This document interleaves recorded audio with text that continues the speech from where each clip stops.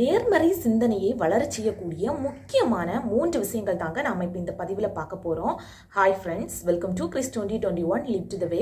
நேர்மறை அப்படின்னாலே பாசிட்டிவிட்டி தாங்க.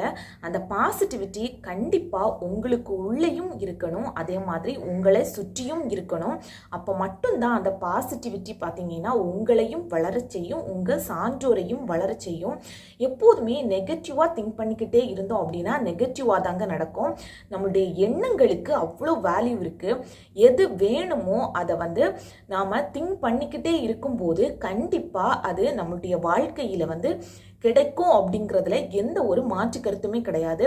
பட் அதுக்கு அந்த நம்ம திங்க் பண்ற விஷயத்தை பொறுத்து அது 1 வீக்காக இருக்கலாம், இல்லது 3 டேஸில் இருக்கலாம், இல்லது 1 மந்த் 1 இயர் இப்படின்னு சொல்லிக்கிட்டு நம்ம என்ன எண்ணங்கள் என்ன ப்ராசஸ் அப்படிங்கிறத பொறுத்து அதோட லாங் டைம் எடுக்கும், இல்லைன்னா பார்த்தீங்கன்னா ஷார்ட் டைம் எடுக்கும். ஸோ இந்த நேர்மறையான சிந்தனைகளை ஏற்படுத்தக்கூடிய முக்கியமான 3 விஷயங்கள் தாங்க நாம் இப்போ பார்க்க போகிறோம். இதில் ஃபர்ஸ்ட் ஒன் பார்த்தீங்கன்னா பொறாமைப்படுவதை கண்டிப்பாக நிறுத்தணும். எப்போதுமே இந்த பொறாமை குணம் பார்த்தீங்கன்னா கண்டிப்பா யாரையுமே வாழவே விடாது. இதில் ஒரு விஷயத்தை மட்டும் நீங்கள் புரிஞ்சுக்கணும், எப்போதுமே உங்ககிட்ட என்ன இருக்கோ அதை மட்டும் நீங்கள் ரொம்பவே திருப்தியாக எடுத்துக்கணுமே தவிர என்கிட்ட இது இல்லை அவங்கக்கிட்ட அது இருக்குது அப்படின்னு சொல்லிக்கிட்டு எப்போதுமே நெகட்டிவாக ஃபீல் பண்ணிக்கிட்டே இருந்தீங்க அப்படின்னா உங்ககிட்ட இருக்கிறத கூட இழக்க வேண்டிய சூழ்நிலை வரலாம். ஸோ எப்போதுமே அடுத்தவங்க கிட்ட அது இருக்குது, அவங்க வளர்ந்துருவாங்களோ, நம்மளை விட மேலே போயிடுவாங்களோ அப்படிங்கிற தாட் எப்போதுமே உங்களுடைய எண்ணத்தில் வராதது மாதிரி பார்த்துக்கோங்க. இந்த தாட் பார்த்தீங்கன்னா எப்போதுமே யாரையுமே வளரவே விடாது. ஸோ இந்த பொறாமைப்படும் குணத்திற்கு கண்டிப்பாக உங்களுடைய வாழ்க்கையில் கொஞ்சம் கொஞ்சமாக முற்றுப்புள்ளி வைக்கிறதுக்கு பழகிக்கோங்க. செகண்ட் பாயிண்ட் பார்த்தீங்கன்னா சின்ன சின்ன விஷயங்களுக்கு கூட மகிழ்ச்சியாக இருக்கிறது. பார்த்தீங்கன்னா நான் இவ்வளவு இருந்தால் தான் மகிழ்ச்சியாக இருப்பேன் அப்படிங்கிறத தாண்டி, இல்லை ஒரு சின்ன ஒரு பூ மலருது அப்படின்னா அதை பார்க்கும்போது கூட ஒரு சின்னதான ஒரு மகிழ்ச்சி உங்களுக்குள்ள ஏற்படணும். இல்லை நான் ஒரு பெரிய கார் வாங்கினா தான் மகிழ்ச்சியாக இருப்பேன் அப்படின்னா கண்டிப்பாக ஒரு கடனில் தாங்க போய் மூழ்கணும். ஸோ எப்போதுமே சின்ன சின்ன விஷயங்கள் உங்களுடைய வாழ்க்கையில் நடக்கிறத கூட அதையும் பாசிட்டிவாக எண்ணி ஐயோ எனக்கு இது கூட நடந்திருக்கே அப்படின்னு சொல்லிக்கிட்டு ரொம்பவே ஹாப்பியாக இருக்கிறதுக்காக ஃபீல் பண்ணுங்கள்.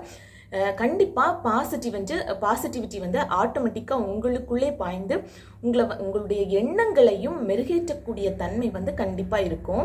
தேர்ட் பாயிண்ட் பார்த்தீங்கன்னா நல்ல கருத்துக்களை அடிக்கடி கேட்டுக்கிட்டே இருங்க. அதே மாதிரி நல்ல வார்த்தைகளை அடிக்கடி ரீட் பண்ணுங்க. அது புக்ஸாக இருக்கலாம், இல்லை அப்படின்னா நீங்கள் கேட்கக்கூடிய மொபைலோ ரேடியோ, இல்லை அப்படின்னு பார்த்தீங்கன்னா ஏதாச்சும் ஒரு சின்ன சின்ன ஹிண்ட்ஸ் மாதிரி எதுவாக இருந்தாலும் சரி, இல்லை யாராச்சும் உங்களுக்கு மோட்டிவ் கொடுக்கறது மாதிரி பேசக்கூடிய அவர்களுடைய வார்த்தைகளாக இருக்கலாம். இந்த மாதிரியான விஷயங்களை நீங்கள் அடிக்கடி கேட்டுக்கிட்டே இருங்க. இல்லை அப்படின்னு பார்த்தீங்கன்னா நீதி நூல்கள், இல்லை அப்படின்னா ரொம்பவே ஒரு மாரலான ஸ்டோரிஸாக இருக்கலாம், இல்லை உங்களை மோட்டிவேட் பண்ணக்கூடிய ஸ்டோரிஸாக இருக்கலாம். இந்த மாதிரி எது கிடைச்சாலுமே உங்களை மோட்டிவேட் பண்ணக்கூடிய, உங்களை எப்போதுமே நேர்மையாக வைக்கக்கூடிய விஷயங்களை அடிக்கடி தேடி தேடி படியுங்க. தேடி தேடி அதை கேட்டுக்கிட்டே இருங்க. அதே மாதிரி பார்த்தீங்கன்னா எப்போதுமே உங்களை சுற்றி இருக்கக்கூடிய மனிதர்கள் பாசிட்டிவாக திங்க் பண்ணக்கூடிய மனிதர்களா அப்படிங்கிறத எப்போதுமே மைண்டில் வச்சுக்கோங்க.